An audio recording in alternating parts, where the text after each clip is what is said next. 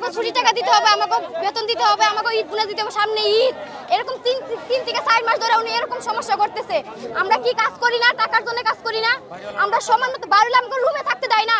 প্রত্যেক মাসে মাসে কি বাড়লে এরকম সমস্যা নিব না? উনি কেন টাকা দেন? উনি আর আমাকে হুমকি দেয়, আমাকে ফিঙ্গার দিলে কোনো অফিসে চাকরি হয় না, এরকম সিস্টেম করে রাখছে উনি।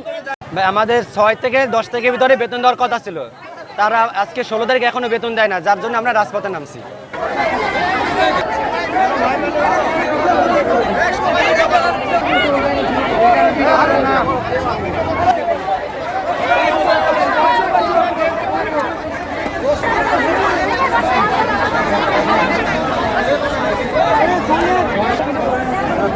কথা বলিয়েন না, কি কয় একটু শোনো।